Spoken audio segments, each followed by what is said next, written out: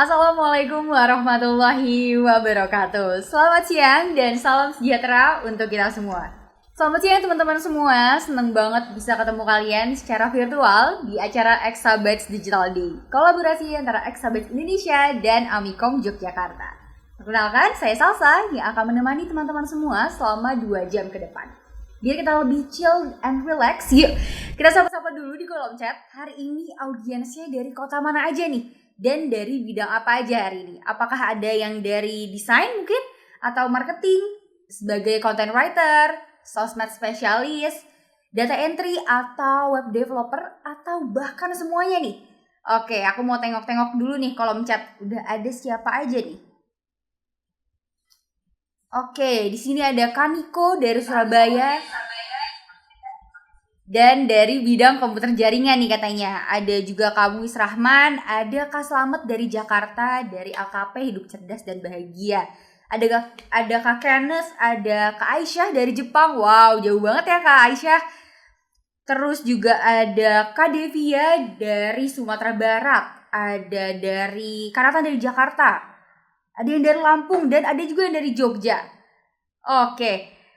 Wah, beragam banget ya. Semoga acara hari ini bisa menjadi kesempatan buat teman-teman semua belajar hal baru dan mengembangkan karir digital untuk teman-teman semua. Teman-teman, tema kita hari ini pasti kalian semua juga udah tahu ya, AI dan data game changer untuk meningkatkan skala dan kinerja bisnis Anda. Kedengarannya teknis banget ya, tapi tenang, justru kita akan bahas hal-hal yang praktis dan aplikatif, cocok banget buat teman-teman startup, UMKM, bahkan yang belum punya background teknologi sekalipun. Kita bakal kupas tuntas gimana caranya memanfaatkan AI dan data analitik untuk bantu bisnis tumbuh lebih cepat, efisien, dan strategis.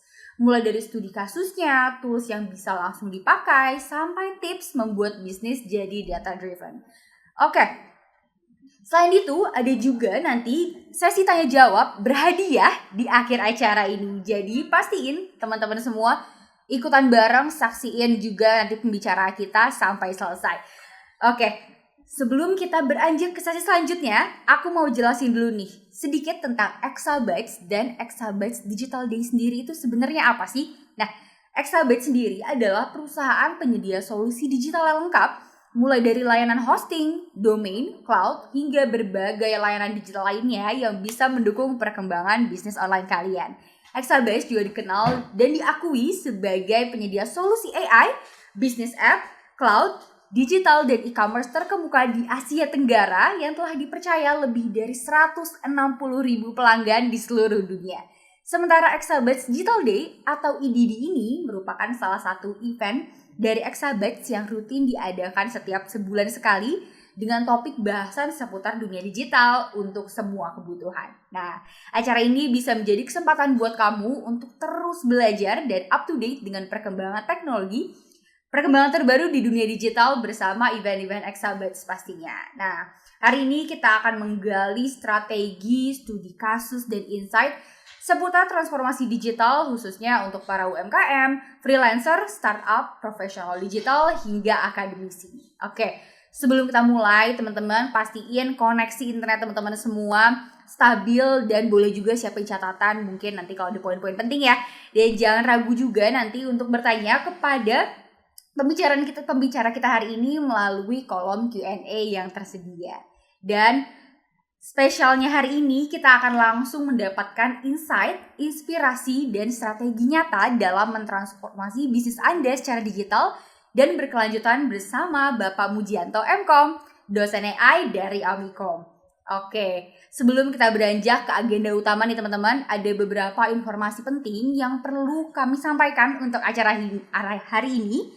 Yang pertama adalah pada acara ini tidak ada absensi khusus, namun di akhir sesi nanti kami akan membagikan link yang dapat kalian akses untuk mengisi form feedback. Dengan mengisi form tersebut, kalian bisa mendapatkan e-certificate dan materi hari ini. Jadi pastiin untuk mengikuti acara hingga selesai. Selain itu, tadi kan aku udah mention juga akan ada Q&A berhadiah. Nah, khusus hari ini kita punya hadiah untuk teman-teman yang beruntung. akan ada saldo OVO senilai 50.000 untuk masing-masing 3 penanya terbaik di sesi Q&A nanti. Nah, pastikan pertanyaan yang kalian ajukan tidak hanya menarik tapi juga relevan dengan materi yang disampaikan. Selain itu aku juga mau ngingetin nih, jangan lupa untuk follow media sosial Exabatch di Instagram, YouTube, LinkedIn, dan platform lainnya. Karena di sana kita rutin membagikan informasi menarik seputar produk, event seru, serta konten edukatif ringan yang pastinya bermanfaat buat kalian. Oke, untuk membuka acara ini secara resmi, kita akan mendengarkan sambutan dari perwakilan Exabatch Indonesia. Langsung aja kita sambut Bapak Indra Hartawan, VP dan Country Manager Exabatch Indonesia. Kepada Pak Indra, kami persilahkan.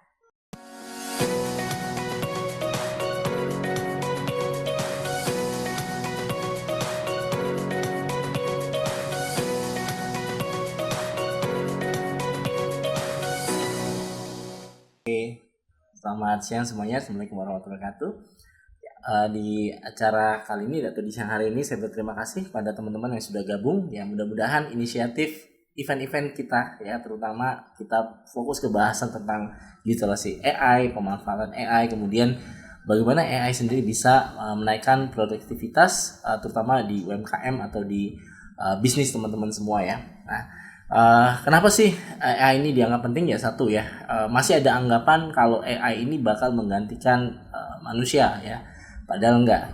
Yang sama kayak teknologi baru lainnya, AI ini membuat hal itu menjadi lebih efektif. Jadi atau lebih efisien ya, bukan efektif, lebih efisien.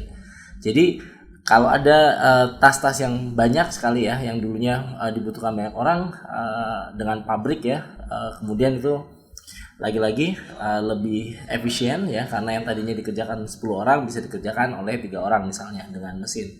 Nah kemudian dengan adanya AI, mungkin hal-hal yang tadinya dikerjakan 3 orang sekarang hanya dibutuhkan oleh 1 orang. Nah sedangkan yang lain gimana Pak? Ya, selain yang lain itu bisa fokus untuk mengeksplorasi diri sendiri, kemudian bisa juga berkolaborasi dengan tools AI, kemudian menjadi atau membuat bisnis sendiri mungkin ya.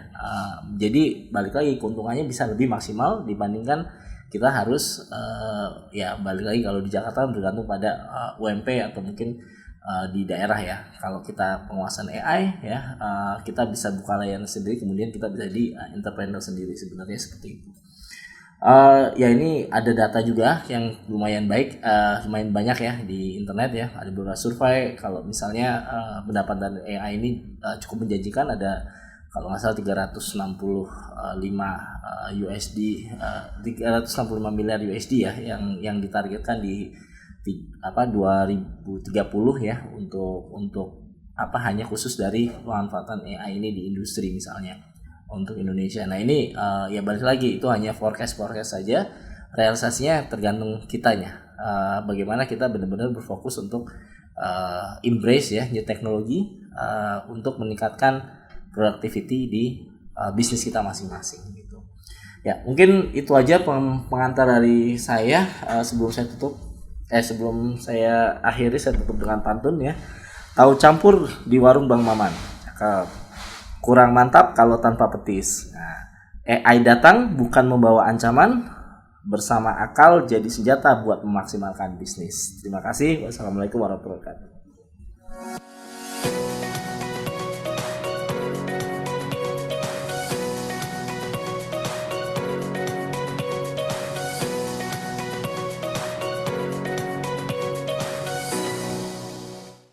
Oke, terima kasih Pak Indra atas sambutannya. Oke, sekarang kita akan masuk ke inti acara, pemaparan materi utama dari Amikom yang akan membahas langsung bagaimana AI dan data menjadi game changer dalam mengembangkan bisnis startup dan UMKM. Topik yang akan diangkat meliputi penerapan AI dalam skenario bisnis kecil, manfaatnya untuk efisiensi, contoh studi kasus nyata, hingga tools praktis yang bisa langsung kalian gunakan. Oke, telah hadir narasumber inspiratif kita hari ini, yaitu Bapak Mujianto, MKom, dosen AI dari Amikom. Oke, halo, selamat siang Pak Muji. Bagaimana kabarnya siang ini Bapak? Apakah sudah siap untuk berbagi ilmunya siang hari ini? Halo, selamat siang. Ya, siap. Oke, kalau gitu. Oke, Sebelum kita mulai, untuk teman-teman yang ingin mengajukan pertanyaan selama sesi diskusi panel berlangsung, silahkan kirimkan pertanyaan kalian melalui kolom Q&A ya. Jangan lupa karena kita ada hadiah saldo OVO untuk 3 penanya terbaik. Oke, kalau begitu langsung saja kepada Bapak Mujianto, kami persilahkan.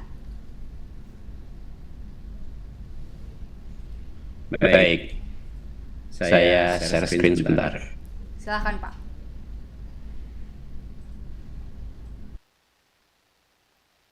Apakah sudah terlihat? Sudah Pak. Oke. Baik. Selamat siang. Assalamualaikum warahmatullahi wabarakatuh. Selamat siang semuanya yang hadir di acara webinar AI dan Data Game Changer untuk meningkatkan skala dan kinerja bisnis Anda. Menindaklanjuti ya, perkenalan saya, nama saya Mujianto. Saat ini saya sebagai CTO di PT JIT Solution yang juga merupakan unit usaha milik Amikom University, sebagai dosen tetap juga di Amikom dan juga dosen tugas di UGM.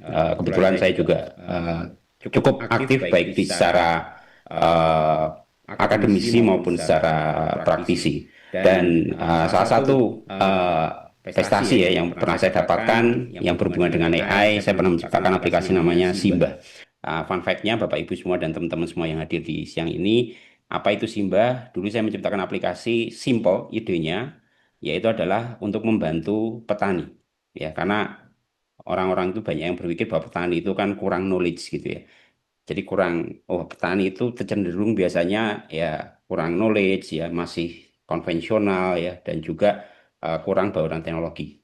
Dan saya menciptakan sebuah virtual assistant di mana kecerdasan-kecerdasan profesor, doktor yang ada di UGM, di Fakultas Pertanian, itu saya masukkan ke dalam sebuah data, knowledge yang saya training ke dalam sebuah AI. Dan dari situlah akhirnya saya mendapatkan penghargaan Asia Pasifik, dan kompetitornya saat itu ada China, Jepang, dan juga ada Australia juga yang datang ke sana. Dan kebetulan alhamdulillahnya saya mendapatkan juara pertama di Asia Pasifik yang dilakukan di Beijing, Cina. Dan ide itu saya ciptakan tahun 2017. Dan tahun ini ya, dan baru-baru ini Bapak Ibu semua tahu bahwa ternyata ide yang saya ciptakan yang berupa chat tadi ya, yang idenya sangat simpel ya. Petani bisa chat, bisa pakai voice, bisa pakai foto, image, nanti ada object detection di sana sehingga bisa memonitor apa yang ada masalah pertanian ya, baik itu masalah produksi, masalah pemasaran dan seterusnya, yang itu sudah dimasukkan ke dalam satu knowledge. Tapi saya baru-baru ini sadar bahwa ternyata itulah yang akhirnya menjadi ChatGPT, Bapak Ibu. Jadi ternyata saya tidak menyadari bahwa ternyata apa yang saya ciptakan itu bisa dibikin menjadi general knowledge. Ya, AI yang memiliki kecerdasan tidak hanya spesifik satu bidang, tapi ya secara general. Nah, itulah yang nanti hari ini kita akan bahas. Dan kalau kita tahu, oh ya ini juga pelatihan terakhir saya dengan Bank Indonesia. Kebetulan saya memberikan materi terkait dengan AI dan machine learning di Bank Indonesia Provinsi Yogyakarta dan juga Provinsi Jawa Tengah. Nah ini kebetulan kita membuat suatu model AI yang dapat membantu decision making ya, khususnya untuk Bank Indonesia. Sampai goalnya adalah bagaimana kita bisa menentukan BI rate itu naik atau turun ya. Nah ini banyak sekali parameter yang digunakan. Tentu pembuatan modelnya ya, jadi kita bikin dari data, karena beberapa data itu konfidensial, jadi datanya tidak data yang publik, dan kita training, kita bisa melakukan yang namanya continuous learning ya, atau kita melakukan transfer learning ke dalam AI kita, sehingga AI itu memiliki model yang spesifik sesuai dengan kebutuhan kita. Nah kebetulan karena ada pengalaman itu, akhirnya saya memberikan materi terkait dengan AI dan machine learning di Bank Indonesia. Dan terakhir ini yang juga tadi sempat Mbak Esi salah ngomong ya, jadi kebetulan saya mendapatkan penelitian saya di bidang computer science, di computer vision ya, di computer vision itu mendapatkan grant dari Dikti 3 tahun ya, periodenya untuk program BIMA disertasi doktoral. Dan kebetulan saya juga dengan penelitian lain di Amikom yang kami kembangkan. Idenya apa? Idenya adalah bagaimana nanti sebuah model AI itu dapat mendeteksi emosi. Kalau goal saya sebenarnya bagaimana kita memberikan emosi ke dalam AI. Nah, ini adalah harapan saya sebenarnya. Cuman saat ini yang akan saya ciptakan itu adalah bagaimana AI nanti itu bisa mendeteksi emosi, ya. Sampai goalnya itu adalah mendeteksi mental health, ya. Itu yang sedang kami kembangkan dan ini disupport dari Dikti dan mendapatkan grade. Nah, tadi sempat juga di mention oleh Pak Indra gitu ya bahwa uh, benar nggak sih kalau kita itu nanti akan digantikan oleh AI gitu. Bahkan ada tagline gitu ya yang sempat viral juga ya, work fast or I will replace you with AI gitu.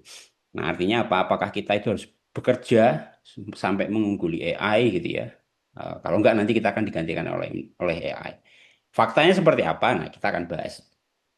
Memang saat ini Bapak Ibu semua dan teman-teman bahwa eh, di era sekarang ini dunia itu tidak lagi sama. Kenapa?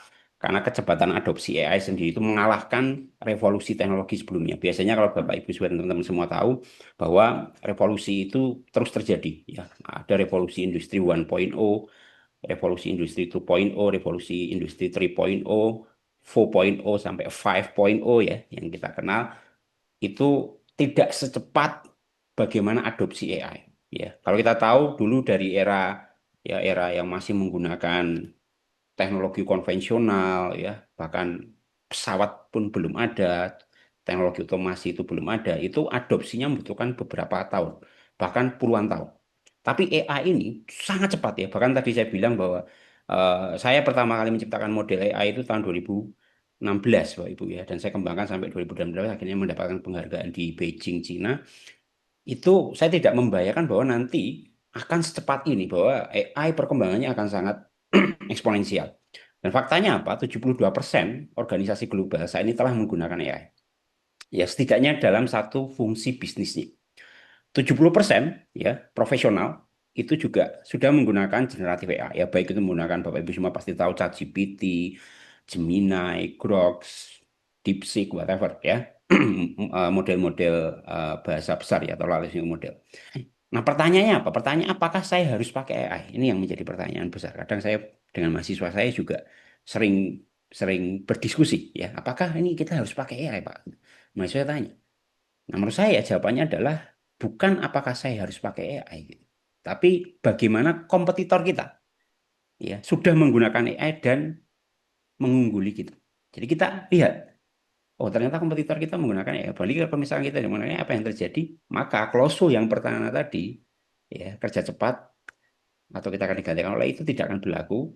Kenapa? Karena kompetitor kita adalah manusia yang menggunakan AI. Artinya pertanyaannya sangat mudah. Apakah saya harus pakai AI? Jelas kita harus pakai AI. That simple ya. Nah, kalau kita lihat ancaman terbesar itu bukan robot ya, Bapak Ibu ya. Tapi apa? Tapi ketertinggalan ya. Seperti ya ada robot-robot viral ya. Kenapa seperti itu? Karena kesenjangan keterampilan. Kalau kita lihat lebih dari 60% perusahaan itu khawatir skill gap, Bapak Ibu. Ya akan menghambat transformasi dari bisnis yang ada di perusahaan-perusahaan itu. Ya, makanya kalau Bapak Ibu dan teman-teman semua lihat gitu ya, itu banyak sekali berita berseliweran ya, PHK, efisiensi dan seterusnya. Kalau kita lihat kesenjangan persepsi juga terjadi di mana 82% pimpinan ini merasa karyawan mereka perlu diberikan keterampilan terkait dengan AI.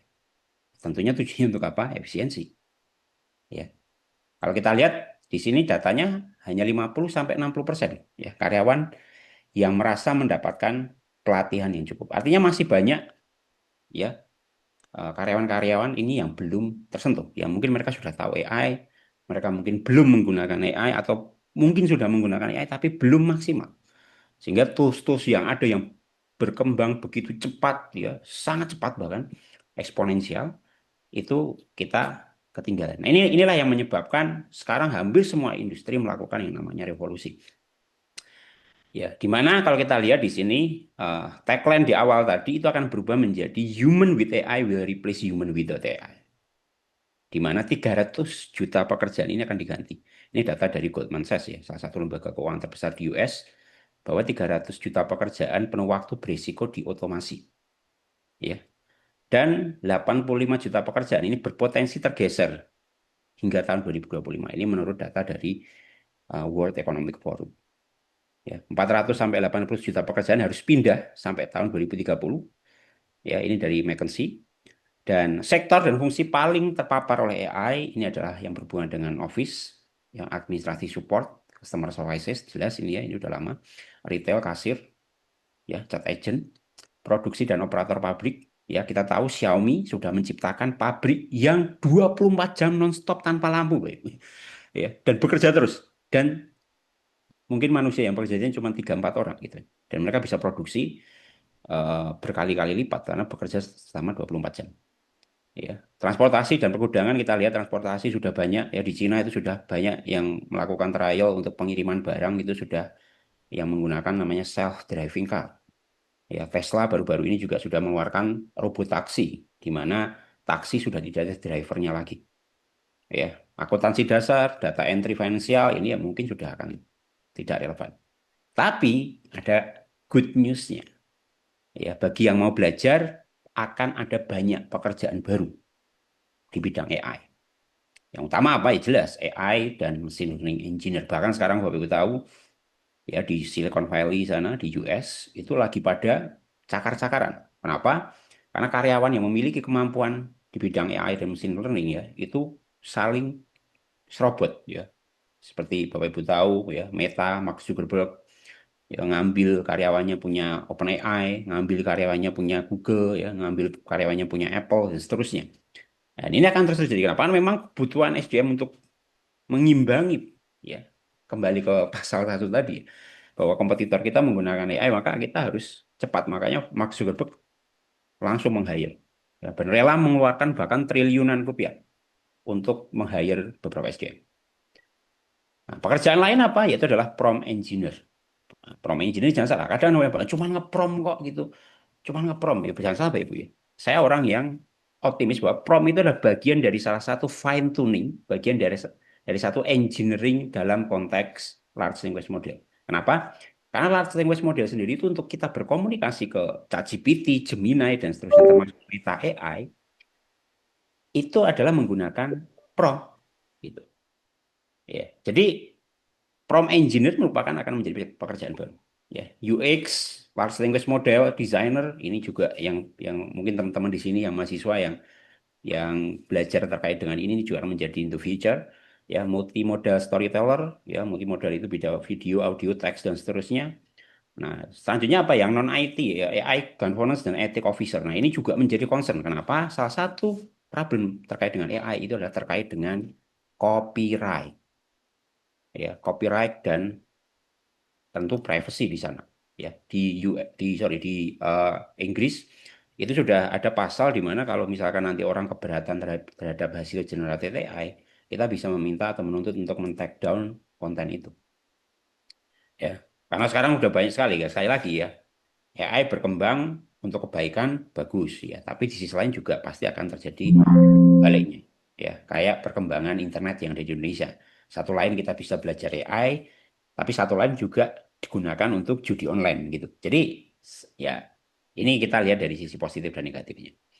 Nah, kita tidak perlu takut Bapak Ibu. Kenapa? Karena berdasarkan data terbaru bahwa AI ini akan berkontribusi sekitar 15,7 triliun US dollar ya sampai tahun 2030 ya, secara PDB global. Dan di Indonesia sendiri itu sekitar 4.434 triliun. Ya, potensi kontribusi dari peningkatan keterampilan digital AI pada tahun 2030. Ya, jadi memang orang cukup concern ke sini.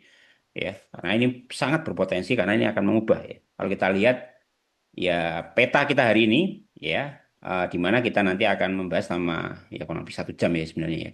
Yaitu adalah membongkar mitos ya apa sebenarnya AI dan data untuk bisnis, manfaat nyatanya seperti apa, terus nanti kita akan coba ya untuk menggunakan studi kasus lokal ya, dan juga kita akan membahas tools-tools yang bisa dipakai dalam konteks AI ini. Nah, sebenarnya AI itu apa? Apakah ini sesuatu yang baru? Tentu tidak. Ya, teman-teman dan Bapak Ibu semua yang tahu. Kalau kita tahu AI itu sudah ada sejak lama, bahkan sebelum internet itu ada. Ya, AI itu sudah ada. Ya, kalau yang mungkin Bapak Ibu familiar ya, ya kita tahu ya ChatGPT itu AI gitu. Kadang orang perspektifnya terlalu singkat ya, sorry, perspektifnya terlalu sempit. Jadi ketika kita melihat ChatGPT, kita melihat Gemini, Grok, DeepSeek dan lain-lain, ya itu memang AI, large language model itu ya. Tapi AI penerapannya tidak hanya di situ. Contoh paling simpel sederhana apa? Google Maps. Kita semua pakai ya, Bapak Ibu semua. Bahkan sebelum ada ChatGPT viral, kita sudah pakai Google Map. Bagaimana menentukan rute tercepat dan seterusnya, itu adalah basic dari AI. Ketika kita bermain game, GTA ya, sudah cukup lama. Ada NPC-nya di sana. Ya, NPC itu sudah bagian dari AI. Jadi AI ini bukan something new. Ya, sudah lama ada.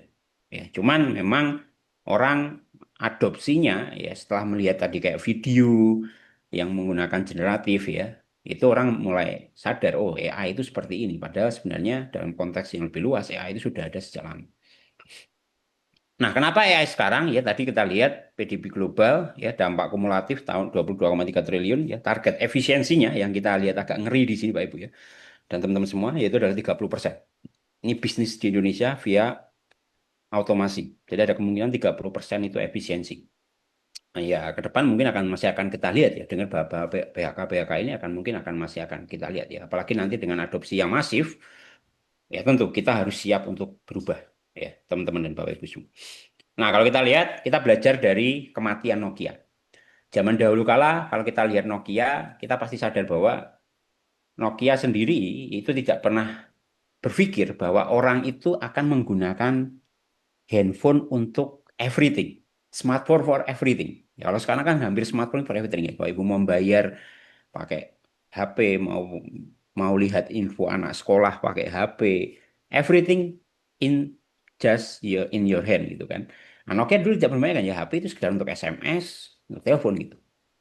Ya, dan akhirnya apa? Akhirnya ya bapak smartphone dunia ini dia memperkenalkan loh ternyata kita bisa loh membuat komputer versi mini gitu kan, di mana handphone itu tidak perlu ada tombol, fully touchscreen gitu kan, dan kita bisa melakukan apa, mendengarkan musik bisa, melakukan internet browsing bisa, buka email, bahkan termasuk video call. Kita nggak pernah membayangkan bahkan tahun 2007 orang nggak pernah membayangkan bahwa kita bisa tidak perlu lagi LDR gitu kan, kita bisa telepon hanya ya dengan telepon dan kita bisa melihat wajah kita di situ gitu dan juga lawan bicara kita.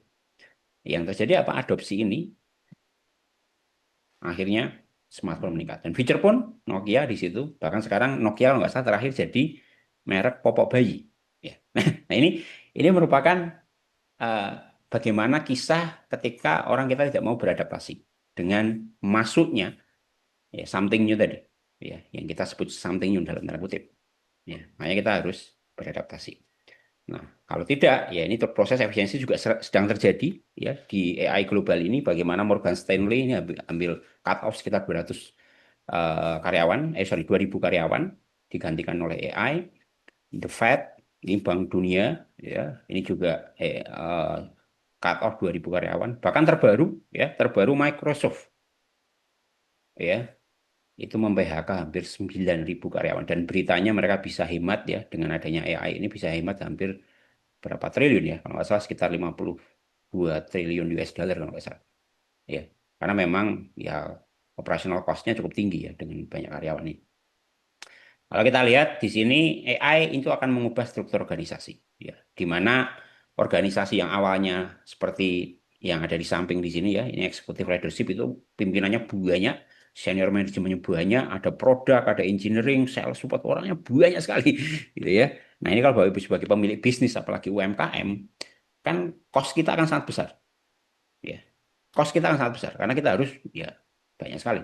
Maka dengan adanya AI kita akan menggunakan yang namanya akan sedikit SDM-nya di sini di mana di sini akan ada leadership-nya cuma butuh satu, product engineer satu, di sini sudah AI autopilot. Di sini ada sales support and marketingnya satu, di bawahnya sudah ada AI autopilot. Nah, finance legal juga satu, sudah ada autopilot. Ya, ini adalah riset yang dilakukan oleh salah satu peneliti di MIT, Pak Ibu. Nah, kalau kita lihat, ini juga riset yang dilakukan oleh MIT, di mana sekarang AI itu, kecerdasannya itu sudah setara dengan PhD level. Artinya apa? Kalau kita sinambungkan dengan organisasi yang ada di samping di sini, Bapak Ibu semua dan teman-teman, bayangkan kalau kita memiliki sebuah perusahaan di mana kita memiliki karyawan yang kecerdasannya itu setara dengan lulusan S3 dari kampus terbaik di bumi. Loh, emang bisa kita bayar seperti itu kan orangnya pasti nggak mau. Ya ini kan wujudnya bukan manusia. Wujudnya adalah apa? Sintetis kecerdasan buatan. Ya kan? Ini sudah di benchmark ya. Bahwa ini ada benchmarknya. Ini OpenAI skornya. Sekarang skornya dia untuk EG Visual Reasoning itu 87. Human manusia di sini. Ya ini yang PhD level tadi lulusan S3 terbaik tadi. Itu 85%. Ya, ini American Investment ini belum diukur ya. Di sini front match benchmark 25% ya. Human equivalence score-nya 2%. Ya, kalau kita lihat annual cost-nya di sini kalau kita bayar tadi lulusan S3 terbaik di Stanford misalkan atau di Harvard University misalkan, itu bayarnya 240 ribu US dollar. Ya, di sini kalau kita cek ya. Memang di sini kalau kita cek ada creative innovation-nya.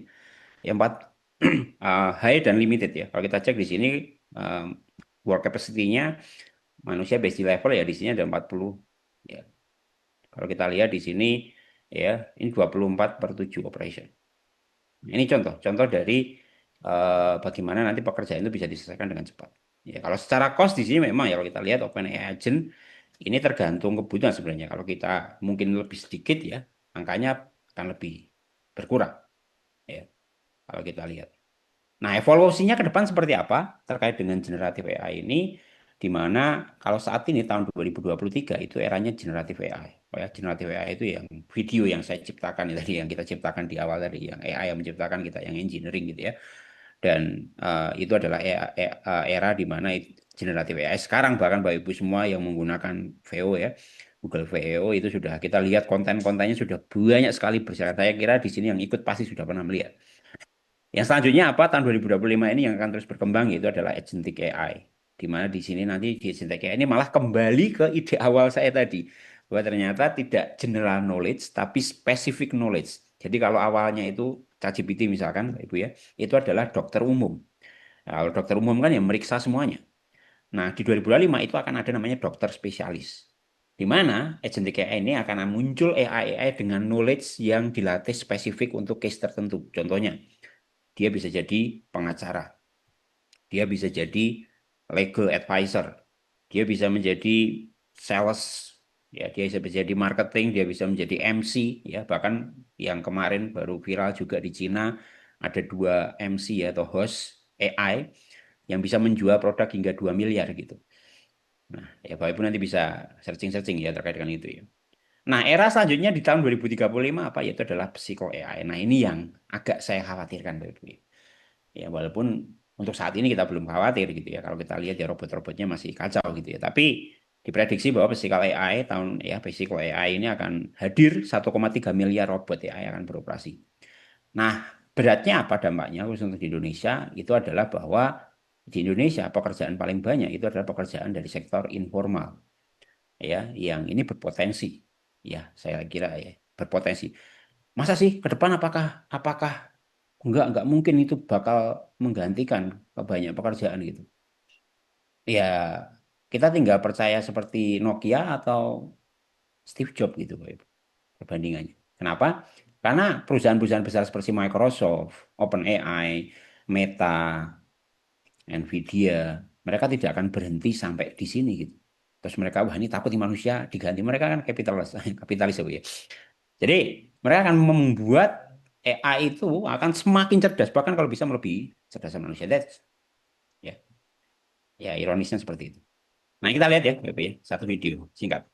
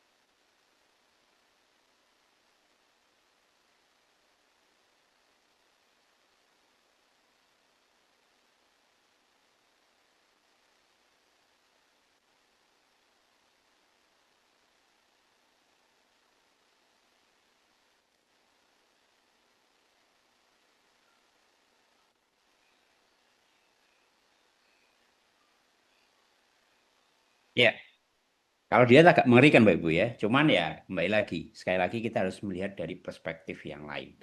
Nah, kalau kita masuk ke mesin learning dan AI, ya kita pengen belajar ya terkait dengan mesin learning dan AI, mungkin dalam tanda kutip tidak hanya sekedar prompting gitu ya. Walaupun prompting itu bagian dari engineering AI itu sendiri gitu. Karena large language model atau LLM seperti OpenAI ya, ChatGPT ya, terus Gemini, Grok, dan lain-lain itu memang berkomunikasinya menggunakan prompt. Nah, sebenarnya apa sih ya machine learning dan AI itu sendiri gitu, Ibu? Kalau kita lihat AI sendiri ini merupakan cabang ilmu komputer, Ibu ya, yang bertujuan untuk menciptakan sistem atau mesin yang dapat melakukan tugas yang biasanya memerlukan kecerdasan manusia. Jelas, ini adalah sintetis, ya, kecerdasan sintetis. Jadi AI ini seperti otak pintar ya yang bisa membantukan mengalami banyak. Yang mengerikan apa? Awalnya AI ini hanya diberikan kecerdasan backdate.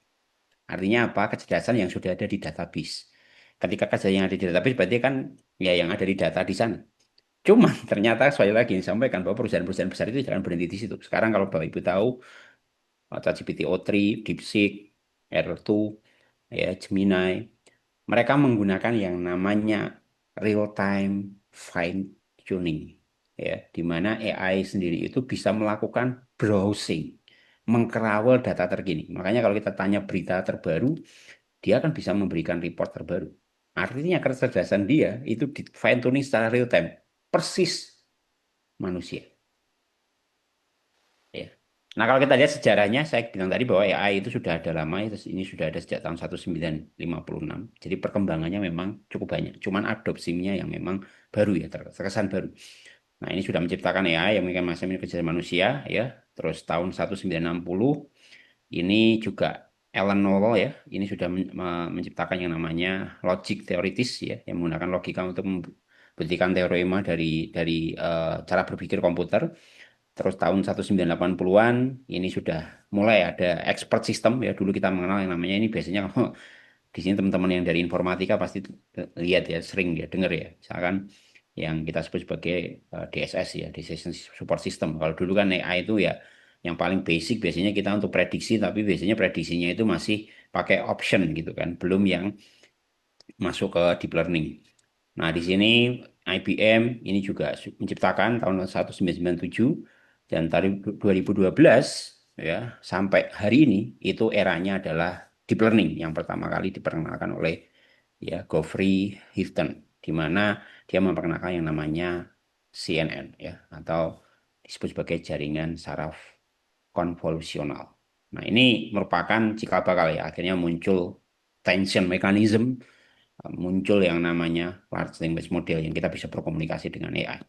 Cara kerja AI gimana sih? Basicnya itu adalah dia akan mengumpulkan data. Data ini bisa data yang lama atau data yang baru sekarang saat ini. Karena AI sekarang sudah bisa langsung mengkerawal data yang baru, ya, yang disebut sebagai reasoning. Di mana di situ ada dia juga bisa melatih model. Selanjutnya yang kita lakukan ya itu adalah melakukan melatih model. Terus selanjutnya kita mengidentifikasi pola.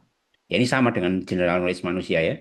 Terus juga di situ memberikan jawaban atau keputusan. Terakhir yaitu adalah belajar dari kesalahan. Ini adalah cara kerja basic dari AI.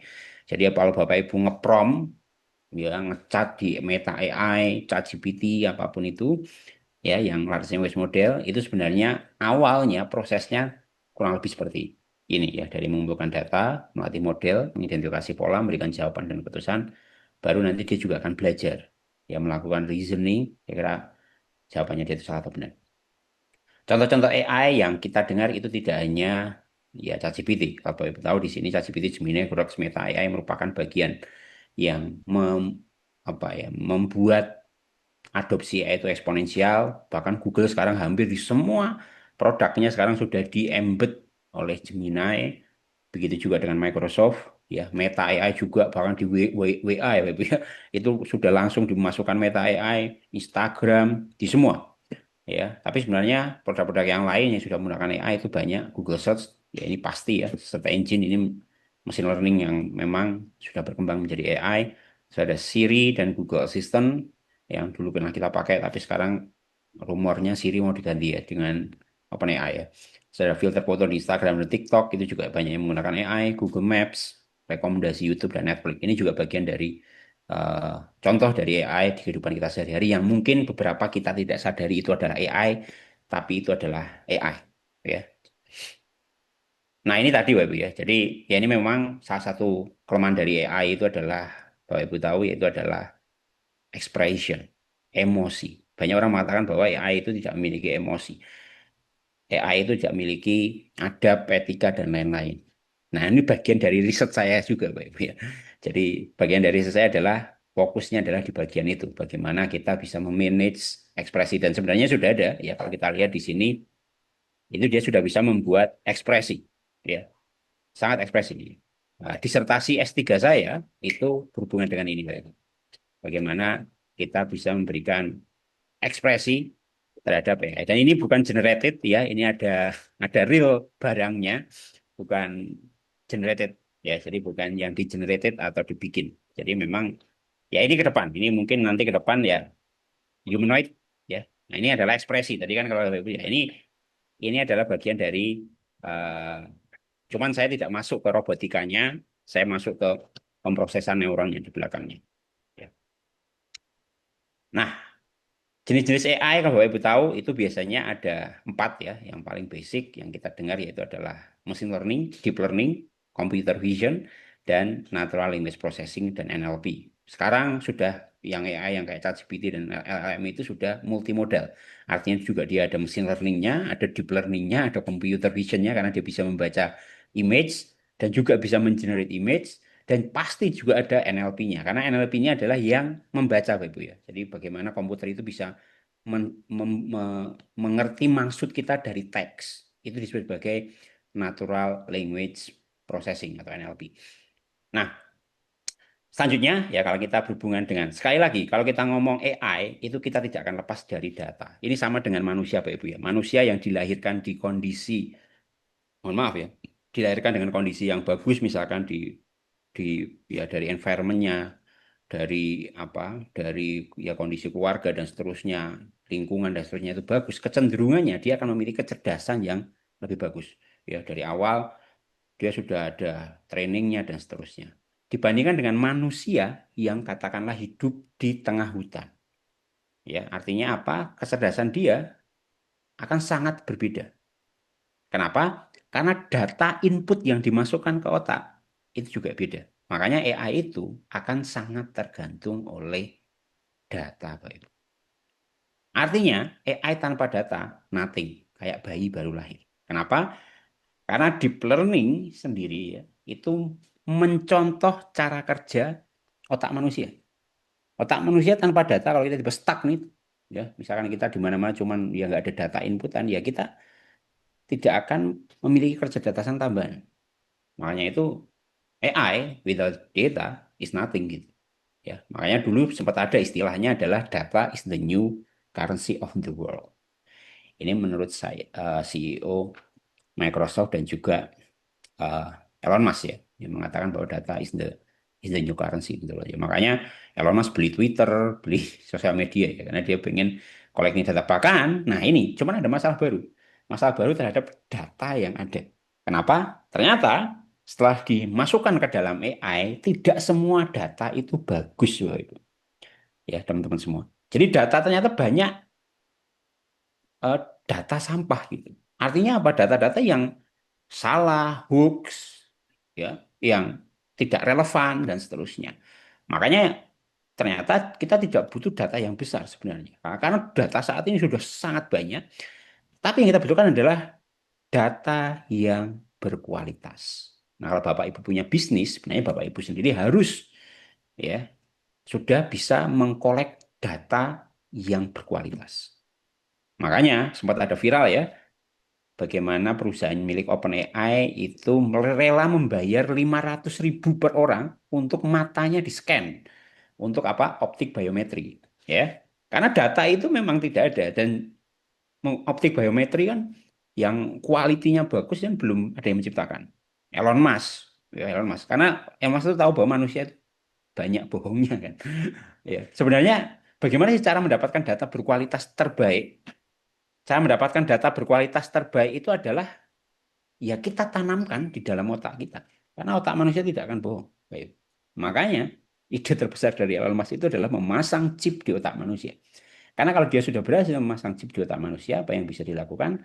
Dia akan mengkolek data yang benar-benar sangat berkualitas. Karena data itu tidak bisa dimanipulasi kalau data di otak, di sinyal otak. Baik.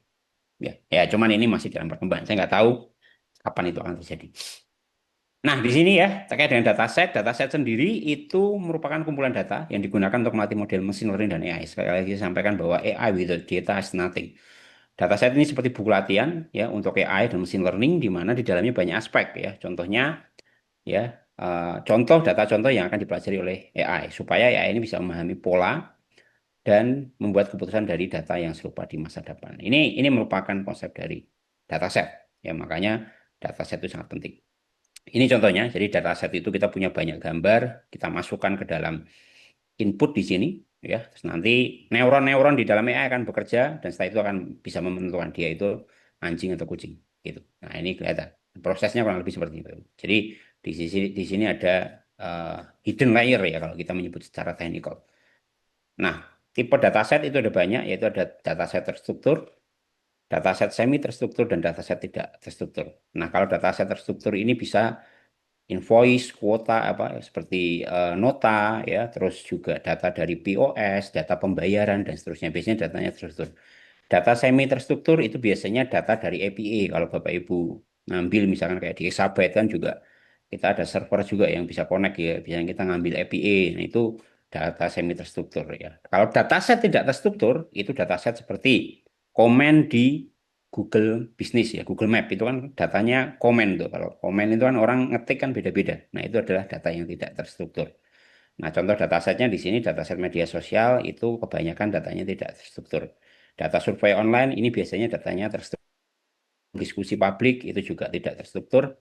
Laporan berita ini ada dua, ada yang semi terstruktur karena menggunakan API, ada yang tidak terstruktur. Ya, jadi ini contoh dataset yang biasanya kita gunakan untuk melatih AI kita.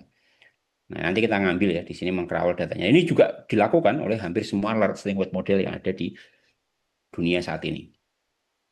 Nah, contohnya di sini ya, kita memahami evaluasi dari AI, di mana kita membutuhkan yang namanya data. Ini contohnya, datanya adalah data spreadsheet ya. Contohnya di sini kemarin terjual 50 kopi. Ini untuk bisnis kopi contohnya. Bapak Ibu di sini yang memiliki bisnis kopi atau teman-teman yang memiliki bisnis kopi di sini. Nah, bisnis intelijennya apa? Kita membuat grafik yang menunjukkan penjualan kopi susu tertinggi setiap Senin pagi. AI-nya, mesin cerdasnya di sini, AI akan memprediksi minggu depan butuh stok biji kopi 15% lebih banyak karena ada event di dekat lokasi. Jadi dia bisa memprediksi nih. Bayangin aja kalau kita sudah bisa forecasting data dengan akurasi di atas 90%, bisnis UMKM kita akan sangat untung, Mbak Ibu. Kenapa? Karena kita tidak akan yang namanya apa? Terlalu berlebihan stok atau kekurangan stok.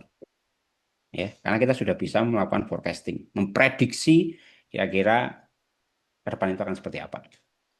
Nah, 4 area bisnis yang langsung terdampak positif di sini adalah mengenal pelanggan lebih dalam, ya menggunakan AI, optimasi ya, termasuk di sini untuk operasional cerdas kayak Xiaomi tadi ya, pemasaran super efisien, pengambilan keputusan cepat. Karena sekarang pemasaran bahkan kalau Bapak Ibu tahu sekarang ya kayak tadi Sabet saja itu ada AI-nya ya, video video yang di play di awal tadi. Dan juga sebenarnya kita bisa juga iklan kayak di Instagram, di Facebook ya, di Meta Group itu sekarang termasuk di Google sendiri, kita tinggal masukkan apa yang kita inginkan, mereka yang buatkan iklannya langsung. Kita nggak perlu repot-repot bikin iklan lagi, sudah dibuatkan iklannya. Contohnya, studi kasus realnya yang saya ceritakan tadi, yang juga berhubungan dengan riset saya, kita sudah menerapkan AI juga di perusahaan kami, yang dengan produk namanya Genius HR, di mana problem utamanya kalau kita lihat dari Genius HR sendiri, itu kita mendeteksi ya, bahwa ternyata di Indonesia itu 80% Gen Z itu burnout, merasa stres di dunia kerja, Bapak Ibu. Dan ini ternyata tidak hanya di Indonesia, tapi di beberapa negara juga sama. Dan apa yang kami ciptakan di sini, kita menyediakan one click solution, di mana yang pertama itu adalah AI emotion detection. Di mana di aplikasi kami kita bisa mendeteksi karyawan itu stres atau tidak, sedang terkena mental health atau tidak. ya. Dan juga ya yang lain, tapi saya highlight yang pertama, poin yang agak nyambung ya. Jadi di sini ada AI motion detection, di mana kita membuat produknya namanya Genko ya, di mana ini merupakan HR Copilot ya. Dan ini sudah ada di aplikasi kami dan sudah dipakai hampir 15.000 ya eh, karyawan ya. Dan kita bisa mendeteksi kira-kira nanti di divisi HR itu langsung bisa tahu kira-kira nanti berapa jumlah karyawan yang stres di perusahaan itu ya. Nah, ini contoh saja, contoh penerapan lokal, mungkin Bapak Ibu nanti juga bisa terapkan ya. Nah, ini kurang lebih seperti ini ya. One click employee emotional insight-nya, di mana di sini kita menggunakan deep learning juga. Kita ada facial recognition ya, ada emotion detection, real time AI fine tuning. Kita juga menggunakan real time AI fine tuning. Hasilnya kurang lebih di dashboard itu. Daily emotion tracking and analysis. Nah, di aplikasi kami itu juga bisa dikonekkan dengan smartwatch. Jadi kita juga mendeteksi dari multimodal ya, tidak hanya dari data saja, tapi juga data dari smartwatch seperti detak jantung dan juga eh, tekanan oksigen ya yang kita masukkan di situ. Nah, AI tidak akan menggantikan Anda, ya akan memberdayakan Anda. Ini adalah eh, ya hal yang positif yang ke depan mungkin kita akan lihat. Benar ya apa yang dikatakan oleh Pak Indra tadi bahwa ke depan memang AI ini akan memberdayakan kita. Bahwa kenapa seperti itu? Karena saya juga pencipta AI gitu ya. Saya juga membuat model AI bahwa apapun AI yang kita bikin itu kita sebagai manusia itu akan membuat AI itu tidak bisa untuk menggantikan kita. Itu sudah faktanya, Pak Ibu. Ya, kalau tanya ke engineer manapun, kita sudah ya memasukkan itu ya. Di sini ada pilotnya, Anda pemilik bisnis yang menentukan tujuan, copilot dan seterusnya ya. Di situ ya. Jadi kalau kita ini menganalisis ribuan data dan seterusnya. Ini untuk AI yang untuk memberdayakan kita. Nah, untuk AI dan data untuk UMKM di sini kita bisa lihat ya eh, dari data menjadi cuan. Kalau kita lihat tools yang bisa dipakai di sini ada banyak ya. Ada ChatGPT, Gemini ya. Ini contohnya. Mungkin saya akan kasih langsung contoh satu step saja yang simple ya karena waktunya juga terbatas. Jadi saya akan demokan langsung saja, demokan langsung bagaimana kita menggunakan AI, Pak Ibu ya. Jadi saya sudah siapkan tadi satu spreadsheet ya, spreadsheet yang kita akan masukkan ke dalam LLM. Ya ini versi yang mungkin Bapak Ibu nanti bisa contoh di rumah. Jadi saya memiliki spreadsheet ya. Jadi spreadsheetnya saya akan upload di sini. Ini adalah data penjualan di warung kopi. Ya, data penjualan di warung kopi. Mungkin ini kafe ya yang memiliki website butuh domain dan hosting juga bisa ya. Nah, di sini adalah warkop ya, warung kopi. Nah, ini saya sudah menyiapkan beberapa prompt ya. Kalau kita lihat di sini contohnya, saya pengen lihat di sini eh, contohnya ya. Ini misalkan kita pengen buat seperti ini. Saya pengen melihat grafiknya ya. Ini cukup Excel saja. Kita tinggal masukkan di sini buat grafiknya ya. Jadi di sini saya akan membuat istilahnya apa? Istilahnya adalah prompt biasa ya. Nah, nanti saya akan tahu ya di sini ada R dan seterusnya apa itu nanti akan kita lihat formulanya. Nah, kalau kita lihat di sini datanya kurang lebih seperti ini. Di sini ada order ID, ada tanggalnya, produknya, kategori, quantity, unit price, discount rate, dan juga ada totalnya, ada paymentnya, channel, customer type-nya. Nah, ini datanya. Ini data sederhana Bapak Ibu. Bapak Ibu juga setiap produk pasti akan memiliki data penjualan ya kalau Bapak Ibu UMKM gitu ya. Dan juga teman-teman di sini mungkin yang memiliki bisnis gitu. Nah, kalau kita lihat di sini saya pemilik warkop ya di Sleman analisis ya warkop sales ini tampilkan terlalu berdasarkan total penjualan uang ya. Jadi di sini saya pengen melihat. Jadi kita nggak perlu lagi shot-shot segala macam. Ini kalau datanya kecil kan sebenarnya ya ini datanya cuma sedikit ya. Ini datanya cukup banyak. Jadi di sini ada 1.800 ya. Jadi kalau kita mau buat counting di sini agak repot. Nah, ini kenapa lama? Karena saya menggunakan model terbaik dari OpenAI, yaitu adalah menggunakan model O3, Bapak Ibu ya. Jadi O3 ini adalah model terbaik. Kita lihat di sini. Nah, ini langsung dibuatkan grafiknya. Ya, langsung dilihat di sini. Oke, totalnya berapa? Kita nggak perlu repot-repot pakai Excel. Kalau Bapak Ibu nggak paham accounting juga bisa jalan gitu. Jadi di sini langsung muncul ya top 5 produk terlaris Januari sampai Juni 2025.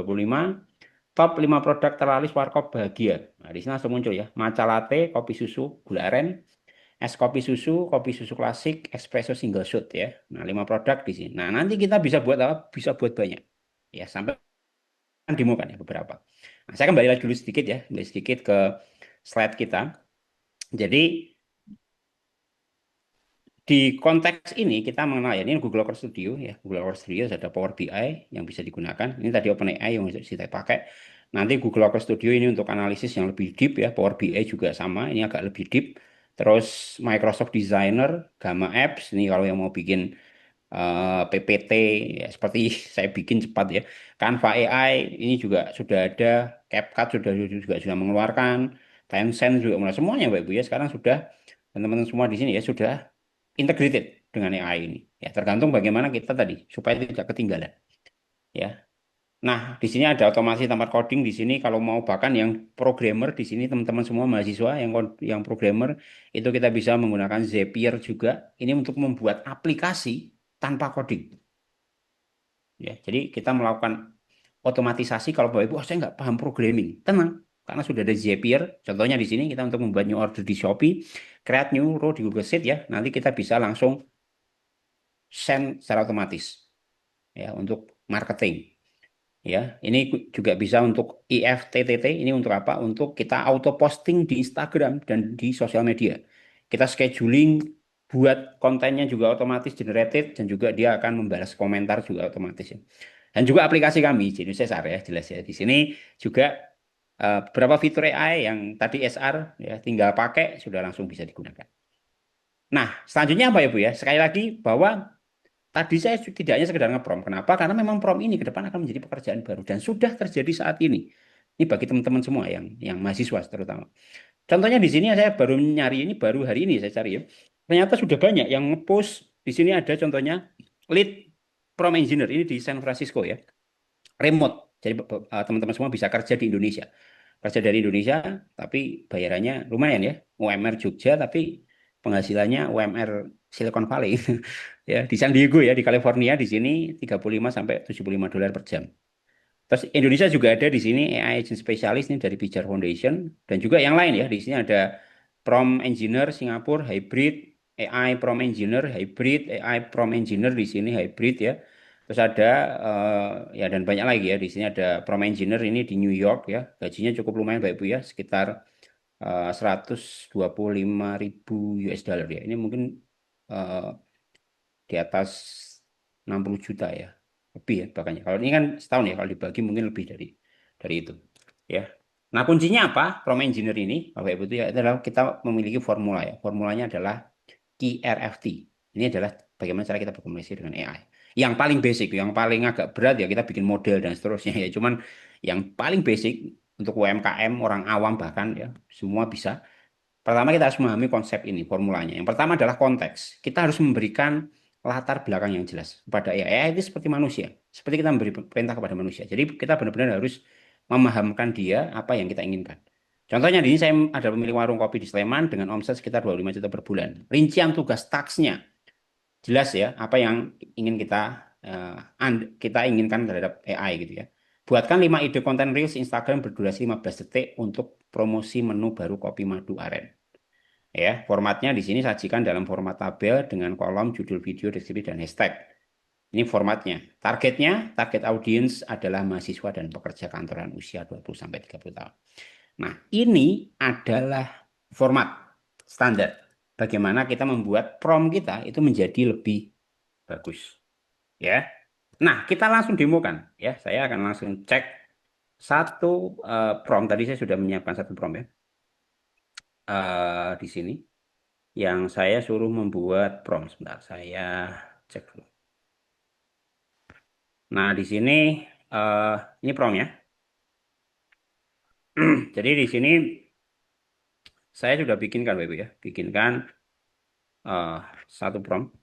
Jadi di sini kalau kita lihat masih sama ya. Saya pengen buat 5 ide video ya detik promosi kopi susu, klasik mahasiswa dan seterusnya.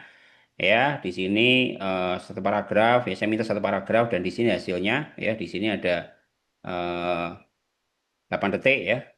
Nah, di sini kalau kita lihat ya jam kosong bla bla bla. Ini untuk membuat iklan ya. Jadi saya membuat iklan. Ini adalah briefnya, brief yang dibuat oleh AI dan saya minta dia untuk membuatkan prompt juga ya. Nah, ini tinggal kita copy saja. Ya, ini saya akan copy ya, saya akan copy hasilnya. Nanti kita akan lihat hasilnya ya. Terus saya akan menggunakan VO ya. Kita lihat eh di VO. Ya,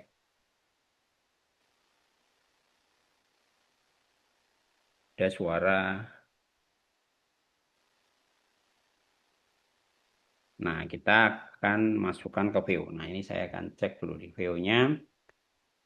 Ya, jadi ini kita tinggal paste ya.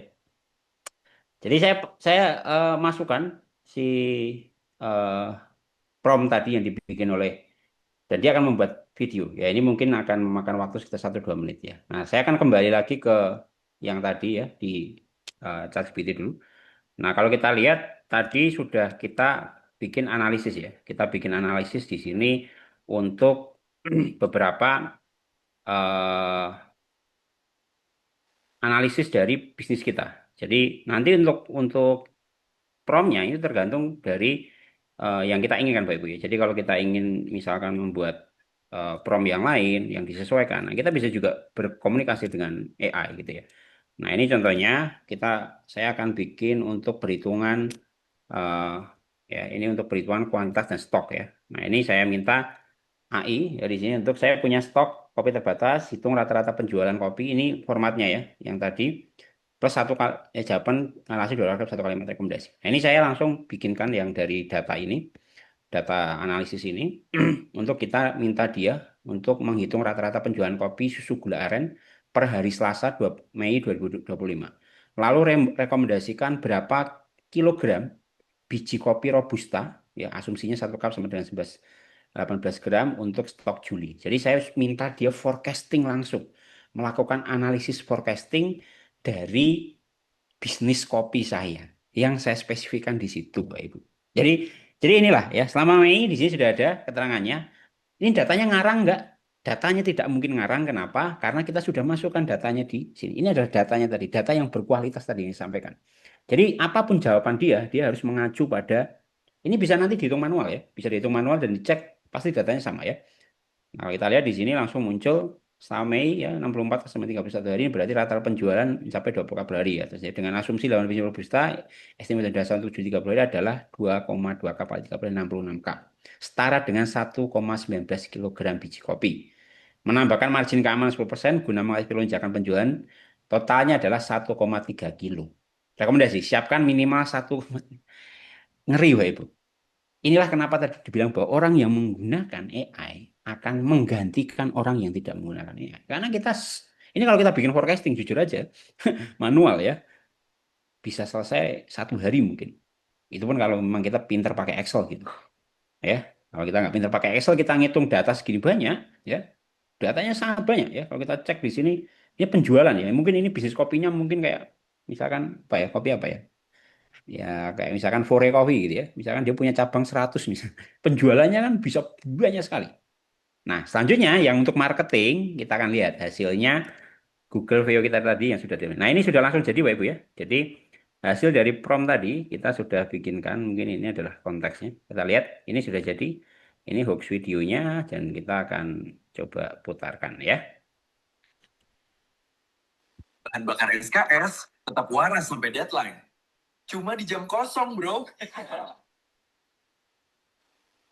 Bahan bakar SKS tetap waras sampai deadline. Cuma di jam kosong, bro.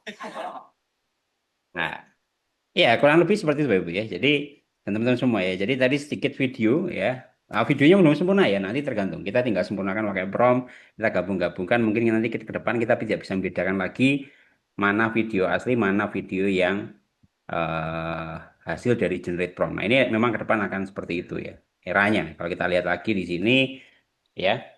Ini tadi demonya sudah kita lakukan ya. Nah, ini Obama sama menjadi prompt, identifikasi masalah. Contoh solusinya tadi sudah kita buat juga untuk bikin videonya ya. Terus kita menggunakan DNA berbasis data di dalam tim bahwa semuanya itu data itu menjadi important Pak Ibu ya. Jadi bagaimanapun kita harus ketika nge-prompt itu based on data. Kita harus masukkan data di sana. ya. Terus tinggal ini untuk 3 langkah praktis untuk minggu depan ya, Bapak Ibu bisa sampaikan di sini. Pertama, alokasikan waktu 1 jam ya untuk audit data. Terus kita gunakan satu alat, satu masalah, bisa menggunakan ChatGPT atau menggunakan Gemini atau apapun itu. Baru kita bisa bikin dashboard juga, ya. Bisa menggunakan di sini menggunakan Google Open Studio contohnya untuk membuat visualisasi supaya lebih tervisual. Tapi kalau mau pakai yang tadi saja sudah cukup, ya itu sudah lebih aman gitu ya. Nah, kalau kita cek di sini, salah satu juga nanti yang penting di dalam AI itu kita harus patuh terhadap undang-undang, di mana di sini kita lihat di sini tingkat keamanan. Walaupun di sini regulasinya belum clear ya terkait dengan AI ini belum regulasinya masih mengikuti regulasi yang berhubungan dengan UU ITE ya. Tapi tentunya selain regulasi terkait dengan undang-undang PDP, kita juga harus tingkatkan keamanan akun, cadangan data, enkripsi file sensitif dan juga kalau data pribadi ini untuk privacy. Nah, terakhir, Bapak Ibu ya, di sini saya akan mengutip ada 3 pekerjaan yang baru disebutkan oleh beliau ya, yang pernah menjadi orang terkaya di bumi. Dan beliau juga, kenapa fotonya saya ambil Ted, karena beliau tahun 2016 kalau nggak salah ya, atau 2010 ya, cukup lama sih. Beliau memprediksi akan ada COVID ya, dan ternyata benar. Tahun 2019 Bapak Ibu semua dan 2020 kita kena COVID. Bill Gates sudah ngomong itu mungkin 8 atau 9 tahun sebelum ada COVID, Bapak Ibu. Nah, maka dari itu saat ini dia juga memprediksi 3% yang ditinggal oleh AI. Yang pertama adalah programmer ya, yang utamanya terkait dengan arsitek AI. AI bisa ngoding, benar sekali AI bisa ngoding, tapi untuk arsitek AI itu sendiri itu akan dibutuhkan ya di masa depan.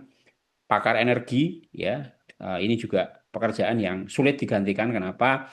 Karena di sini berhubungan dengan kehidupan oleh AI sendiri. Karena AI tanpa listrik mati, Bapak Ibu. Ya, karena kita butuh energi untuk menjalankan AI. Artinya ya AI ini istilahnya yang memberi makan adalah pakar-pakar energi ini karena tanpa listrik AI nggak bisa berjalan. Terakhir itu adalah ahli biologi ya. Jadi ahli biologi ini memang agak sulit. Kenapa? Karena dia harus terus melakukan risetnya cukup kompleks ya. Jadi ini ada 3%. Menurut Bill Gates nanti bisa dicari ya. Bisa jadi salah, bisa jadi ada yang benar, dan mungkin bisa jadi juga semuanya benar ya. Ya kita nggak tahu ya. Jadi tapi ya berdasarkan pengalaman dulu dia mengatakan COVID ya memang COVID terjadi. Nah, langkah selanjutnya di sini kita juga menawarkan terkait dengan kalau Bapak Ibu semua pengen menerapkan cepat terkait dengan implementasi AI, terutama di bidang SR, kami juga menawarkan di situ ada Genius SR, produk kami, ya ini gratis 30 hari, sudah termasuk AI Copilot-nya, di mana ini mulai dari Rp3.000 per user, untuk promo code-nya kurang lebih ini, ya, dan juga kami ada pelatihan juga dari Kiss Training, ya ini untuk mempersiapkan AI for Work, ya ini diskon 30%, untuk kode promonya adalah AI Data 25. Ya, mungkin itu teman-teman semua dan juga Bapak Ibu yang hadir di kesempatan siang ini. Terakhir ini ada satu video ya, ya buat menutup materi saya. Kita bisa lihat videonya bersama.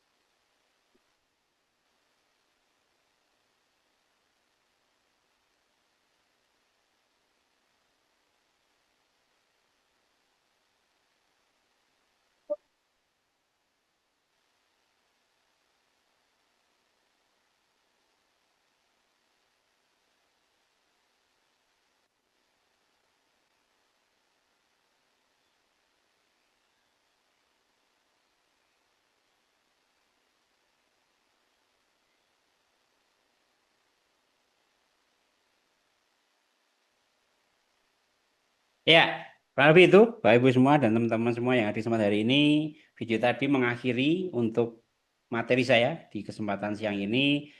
Dan seperti yang saya sampaikan, video tadi full 100% di-generated oleh AI. Saya tutup, selamat siang, wassalamualaikum warahmatullahi wabarakatuh. Mungkin saya kembalikan ke MC jika ada pertanyaan atau tindak lanjut. Terima kasih. Terima kasih Bapak Mujianto. Wah, banyak materinya, daging semua, dan yang bikin kita nggak bosan ya teman-teman, karena selalu diselipi oleh kreatif-kreatif dari AI yang bikin kayak wah takjub sih ya. Oke, selanjutnya nih kita akan memasuki sesi tanya jawab nih Pak. Bagi teman-teman yang masih memiliki pertanyaan atau ingin menggali lebih dalam terkait topik dan data, inilah saat yang tepat. Kalian dapat bergabung ke dalam sesi Q&A dengan menyampaikan pertanyaan melalui kolom Q&A yang ada di Zoom. Sebelum itu, aku mau ingetin kembali kalau di akhir sesi ini akan ada hadiah spesial berupa saldo OVO untuk 3 penanya terbaik. Oke, jadi jangan ragu untuk kirimkan pertanyaan terbaik kalian. Lumayan kan, rasa penasaran terjawab, hadiah pun dapat. Kalau begitu, langsung aja Pak, kita akan mulai sesi diskusinya karena udah ada banyak pertanyaan malah yang masuk di kolom Q&A. Saya akan bacakan beberapa pertanyaan yang masuk melalui kolom Q&A. Yang pertama ada dari Kak Devia Zabzani. Pertanyaannya, jika semua perusahaan menggunakan AI dan data dengan teknologi yang makin serupa dan model prediktif yang homogen, bagaimana Anda melihat keunikan kompetitif akan terbentuk di masa depan? Apakah diferensiasi justru akan kembali ke nilai-nilai non-digital seperti budaya organisasi atau storytelling brand? Silahkan pada Pak Mujianto. Ya, waduh, ini pertanyaannya juga sulit ya. Saya mungkin tanya AI dulu untuk jawab ini ya.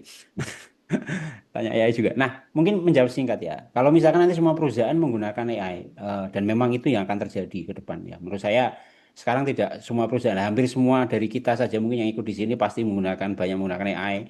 Bahkan mungkin saya nggak tahu benar atau enggak ya, mungkin ada juga yang membuat pertanyaan di kolom chat ini menggunakan AI. Bahkan mungkin saya akan menjawabnya juga dengan AI gitu. Nah, tapi poin saya adalah nanti apakah akan kembali ke nilai-nilai budaya yang lama segala macam? Menurut saya tidak ya, kalau akan kembali ke sana. Justru nanti adaptasi yang ada ke depan itu adalah bagaimana nanti manusia itu akan beradaptasi. Jadi kalau kita lihat nilai-nilai, misalkan untuk perusahaan membuat produk yang sama juga ada AI-nya, yang satu juga membuat produk AI-nya, kembali lagi yang akan terjadi apa? Yang akan terjadi adalah penyesuaian, ya penyesuaian. Memang salah satu kelemahan AI itu terbesar adalah kebutuhan energinya yang besar. Jadi menurut saya nanti perusahaan yang survive adalah yang bisa menghemat kebutuhan energinya. Jadi nanti kalau kita lihat nilai-nilai dari perusahaan itu karena apa? Karena untuk menjalankan satu AI, kalau teman-teman semua termasuk Mbak siapa yang tanya ini, untuk menjalankan satu prompt chat GPT saja, itu listrik yang dikeluarkan begitu banyak. Bahkan CEO OpenAI pernah mengatakan, tolong ya, dalam promptnya itu dikasih kata tolong dan terima kasih. Tujuannya untuk apa? Bukan untuk membuat AI-nya senang, enggak. Untuk menghemat energinya. Karena AI itu kalau emosinya semakin besar, apa, maksudnya semakin nggak enak, energi yang dikeluarkan untuk menjawab itu semakin besar. Jadi nilai nanti itu bukan kembali ke nilai organisasi atau nilai masa lalu ya, tapi adalah bagaimana nilai itu nanti menuju dari energi yang dikeluarkan jauh lebih kecil dibandingkan dengan yang lain. Itu sih jawabannya. Itu tadi saya nggak ngeprom ya, by the way. Oke, terima kasih. Semoga terjawab ya Kak Devia. Kita akan lanjut ke pertanyaan selanjutnya ya Pak ya. Dari Kak Ardianto Saleh Mojo. Ini ada 2 pertanyaan nih Pak. Mungkin gak kalah berat juga nih sama pertanyaan Kak Devia.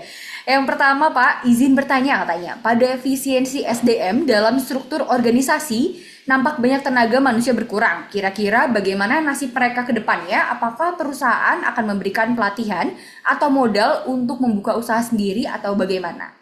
Pertanyaan yang kedua adalah dengan robot AI seperti manusia, apakah bisa mereka diprogram juga menyesuaikan adat dan budaya seperti kultur di Indonesia pada umumnya? Silakan Pak Mujianto. Ya, ya tentu ketika nanti tadi kan kita lihat organisasi itu akan melakukan efisiensi. Bahkan ini riset ya, bukan saya yang ngomong gitu. Based on riset itu 30% sampai tahun 2030. Artinya mungkin ya mohon maaf ya kalau saya ngomong agak pesimis.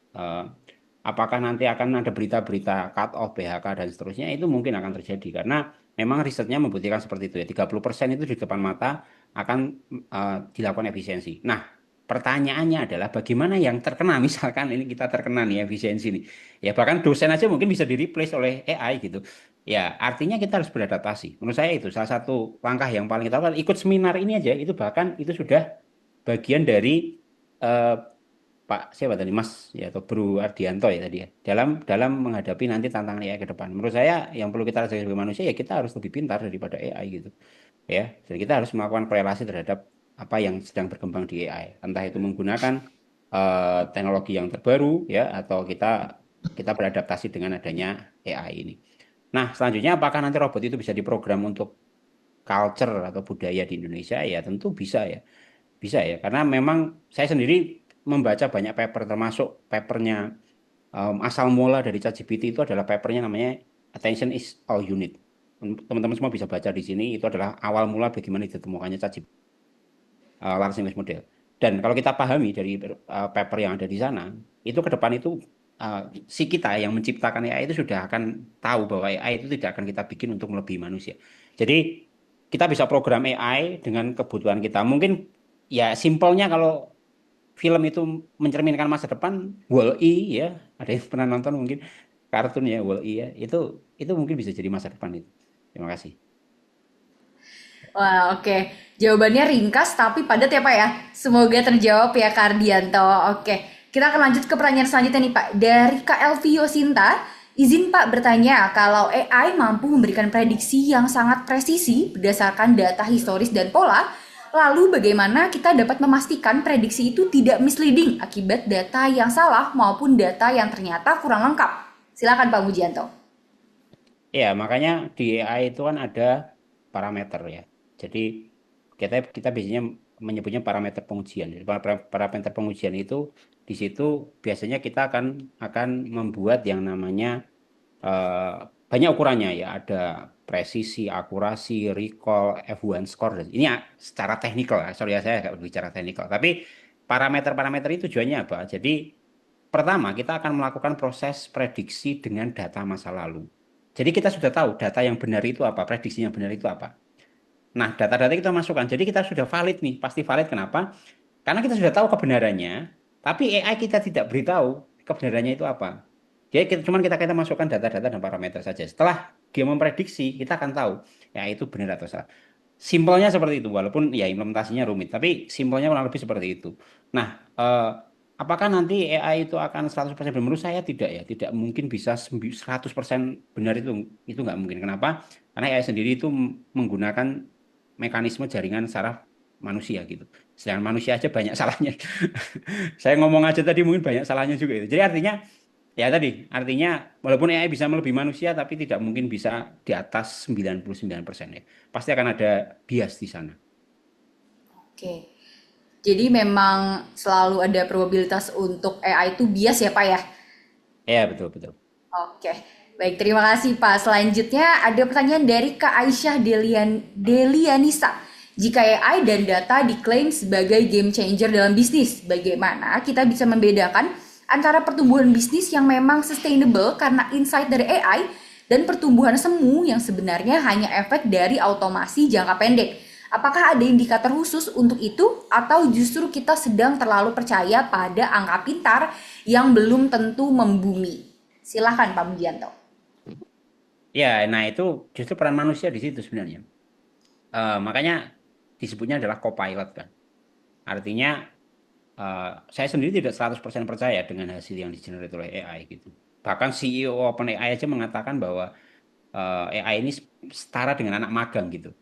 Artinya kan kalau kita ngomong setara dengan anak magang kan ada di atasnya kan pasti ada staffnya, harus ada apa, ada manajernya, ada bahkan sampai tertinggi sampai CEO-nya yang dia melakukan decision making gitu. Nah, artinya ya AI menurut saya kan dalam short term ya itu akan tetap menjadi co-pilot gitu. Artinya decision makingnya ada di kita. Kalau kita melihat data-data yang bagus, pertumbuhan bisnis yang eksponensial dan seterusnya, ya kita lihat kita sebagai pilotnya, bukan co-pilot ya. Berarti kan manusia sebagai pilotnya kita yang menentukan apakah pertumbuhan bisnis yang kita lakukan ini pertumbuhannya semu karena ada otomasi tadi AI tadi atau memang memang itu pertumbuhan yang jangka panjang. Nah, itu bisa bisa bisa kita lihat sebagai seorang pilot gitu. Jadi kembali lagi nanti dari kita sebagai pilot, co-pilot kita yang memberikan datanya gitu. Nah, AI adalah co-pilot itu. Ya. Oke, terima kasih Pak Mujianto. Ini adalah pertanyaan terakhir nih Pak dari Michael PT United Media, bagaimana memastikan keamanan dan privasi saat menggunakan open source AI Toolbox? Dan bagaimana memastikan Toolbox AI tetap relevan terhadap data yang terus berubah atau non-stationary data? Silakan Pak. Gampang ya, jadi udah di training di lokal saja. Jadi pertama di training di lokal ya. Misalkan contohnya kita kemarin menyarankan ke Bank Indonesia. Bank Indonesia pengen membuat model AI. Nah, apa yang kita lakukan? Ya kita mungkin kita menggunakan framework yang atau mungkin menggunakan model yang sudah ada gitu. Terus kita fine tuning atau kita kembangkan model itu. Karena kalau kita mengembangkan model from scratch, bukan pre-train model, itu akan sangat lama gitu. Dan tentu kita akan jauh ketinggalan. Bayangin aja, sekarang penguasa AI itu bukan yang memiliki data terbanyak. Kalau teman-teman semua tahu. Penguasa AI adalah yang memiliki resource hardware terbanyak. Siapa itu? Nvidia yang baru saja menjadi perusahaan dengan nilai tertinggi sebumi. Jadi Apple saja itu sudah kalah sama kapitalisasinya ya sudah kalah sama Nvidia gitu. Dan ya US gitu, US penguasa chip GPU tadi karena untuk membuat AI yang pintar kita butuh hardware yang sangat besar. Di Indonesia diuntungkan sebenarnya bukan karena memiliki hardware yang besar, tapi sebenarnya kita memiliki, karena kita kan negara komoditas ya, kita memiliki batu bara, jadi listriknya agak murah. Tapi sayangnya kita tidak memiliki chip. Nah, chip yang direbutin yang Donald Trump ya, Pak Donald Trump yang ngomong-ngomong terus yang mau dibatasi dan seterusnya, ya itu tadi, itu adalah kenapa kita menggunakan pre-trained model. Tapi untuk privacy dan seterusnya gimana? Ya kita tidak melatih model itu langsung di ChatGPT gitu, di lokal. Nah, cuman sekali lagi melatih di lokal butuh resource yang sangat besar. Nah, kalau kita mampu, kita harus misalnya. Yang kedua, terkait dengan aspek privacy, Indonesia sendiri itu hanya berpaku pada Undang-Undang ITE. Artinya kita harus pastikan data-data yang kita latih, yang kita gunakan, kita masukkan ke AI, itu bukan data-data sensitif. Ya, kalau mau menggunakan data sensitif, sebaiknya itu menggunakan AI lokal yang dijalankan di komputer kita ya atau di server kita seperti itu, Mbak. Oke, baik. Terima kasih Pak Mujianto yang telah menjawab beberapa pertanyaan terpilih dari kolom Q&A. Nah, sebelum kita menutup sesi diskusi hari ini nih Pak, saya ingin meminta Pak Mujianto untuk memberikan closing statement. Oke, apa kasih ya Pak? Sebenarnya belum sih, cuman ya Oke, baik kalau begitu. Singkat aja nggak apa-apa Pak. Silakan Pak Mujianto. ya menurut saya AI akan terus berkembang ya dan saya yakin perusahaan-perusahaan besar OpenAI, ChatGPT, Meta, Google, Amazon dan perusahaan-perusahaan besar lainnya termasuk Nvidia yang merupakan perusahaan-perusahaan terbesar di bumi itu tidak akan berhenti sampai di sini pengembangannya. Tapi kita sebagai manusia tentu tidak perlu takut ya dalam perkembangan AI ini. Kenapa? Sekali lagi prinsipnya AI itu adalah copilot dan kita adalah pilotnya. Sehingga ketika ada tools baru, ada aplikasi baru, ada info baru, ada materi baru, kita tidak boleh berhenti belajar dan tetap harus melihat kesempatan yang ada di masa depan. Itu saja closing penutup dari saya, Mbak MC. Baik, terima kasih pada Pak Mujianto. Luar biasa sekali ya teman-teman ya. Terima kasih pada Pak Mujianto atas insight dan pengalaman berharga yang telah dibagikan dalam diskusi hari ini yang sejalan ya Pak dengan acara hari ini yaitu untuk upgrade terus ya Pak ya. Ilmu itu kita nggak boleh berhenti belajar ya Pak ya karena semua tuh teknologi terus berkembang, AI terus berkembang. Kita terus harus upgrade diri.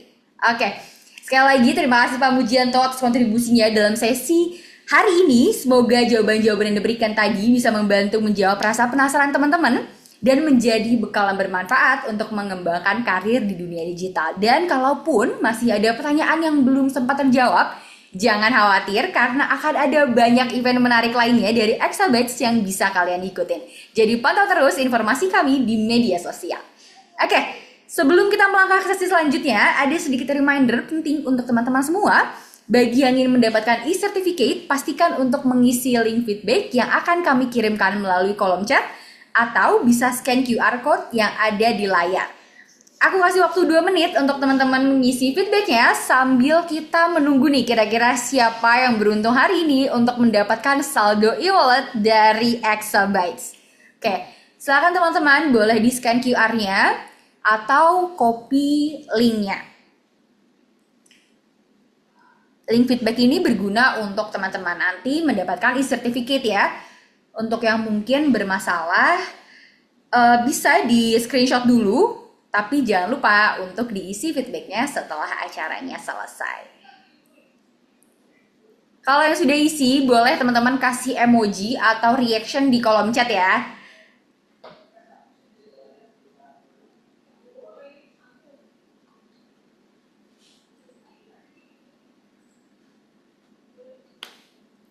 Oke, kalau gitu. Oke, teman-teman, aku mau ngingetin juga nih kalau Exabytes punya berbagai promo menarik yang bisa teman-teman manfaatin, terutama jika kalian ingin mulai membangun personal branding atau memperkuat identitas digital kalian. Yang pertama, kita ada promo Double Day 77 untuk kalian yang lagi cari domain.com dengan harga hemat. Ini adalah waktu yang tepat. Oke, jadi di promo Double Day 77 ini kita ada promo spesial di mana kalian bisa mendapatkan domain.com dengan harga 100.000 untuk 1 tahun. Wow, dengan harga semurah itu kalian udah bisa memiliki domain yang profesional tanpa harus merogoh dompet dalam-dalam. Jadi kalian bisa menggunakan kode kupon 77 di Diesel. Nah, by the way teman-teman, promo ini hanya berlaku sampai tanggal 11 Juli 2025 alias besok banget. Jadi kesempatan kalian itu hanya hari ini dan besok. Kapan lagi nih teman-teman dapat domain.com dengan harga 100.000 aja. Yuk, langsung aja check out domainnya di website exabytes.co.id. Selanjutnya, setiap pembelian domain apapun, nah ini menarik nih. Mungkin beberapa teman-teman ada yang belum tahu atau sudah tahu karena follow sosial media Exabytes. Jadi bulan ini setiap pembelian domain apapun dengan minimal periode pembelian 1 tahun dan total pembelian minimal 150.000 dalam sebulan, kalian berhak mendapatkan entry undian giveaway iPhone dari Exabytes. Nah, untuk periode bulan ini batas akhir pembeliannya ada di tanggal 31 Juli 2025. Jadi pastiin kalian tidak melewatkan kesempatan emas ini. Dan jangan khawatir kalau misalnya kalian belum beruntung bulan ini, jangan kecewa karena giveaway ini akan hadir hampir setiap bulannya. Jadi pantau terus postingan media sosial Exabytes. Oke, gimana nih teman-teman? Apakah sudah diisi link feedbacknya? Oke, baik ya. Nanti bisa di screenshot atau di copy dulu linknya. Nah, selanjutnya juga kita ada penawaran dari Genius HR. Genius HR Premium AI Copilot. Kalian bisa mendapatkan uji coba gratis 30 hari mulai dari Rp3.000 aja per user. Nah, kalian bisa menggunakan promo ini dengan kode promo AI Data 25. Oke. Selanjutnya, apakah kita sudah siap nih untuk mengumumkan penanya terbaik? Kayak gimana nih teman-teman nih? Apakah kalian punya firasat menang hari ini? Mendapatkan 50.000 di OVO? Oke, ini adalah waktu yang tepat untuk kita mengumumkan 3 penanya terbaik yang berhak mendapatkan saldo OVO senilai Rp50.000. Waduh, nah udah terlihat di layar. Selamat kepada Kak Ardianto Saleh Mojo. Yang kedua ada Kak Elvi Yosinta. Yang ketiga ada Devia Zamzani. Yeay, selamat untuk para pemenang penanya terbaik hari ini. Tim Exabytes akan segera menghubungi kalian maksimal 14 hari kerja ke depan ya. Bagi yang belum beruntung hari ini, jangan khawatir, masih banyak kesempatan lain di event-event Exabytes berikutnya. Pokoknya pantengin terus sosial media kita ya teman-teman. Oke, luar biasa kita telah sampai di penghujung acara Exabytes Digital Day hari ini. Terima kasih sebesar-besarnya kepada pembicara kita hari ini, Bapak Mujianto selaku dosen AI Amikom Yogyakarta. Serta teman-teman semuanya, peserta yang telah aktif menyimak dan berdiskusi sejak awal hingga akhir acara. Kami berharap sesi hari ini bisa menjadi langkah awal atau langkah lanjutan untuk kalian semua terus upgrade diri dan berkembang di dunia digital. Sebelum saya tutup, jangan lupa follow Exabytes Indonesia di media sosial untuk info event dan insight terbaru. Saya Salsa bersama seluruh kru Exabytes yang bertugas hari ini, mohon pamit undur diri. Mohon maaf jika ada kekurangan selama acara berlangsung. Salam sukses dan tetap semangat untuk terus bertransformasi. Wassalamualaikum warahmatullahi wabarakatuh. See you on the next Exabytes Digital Day.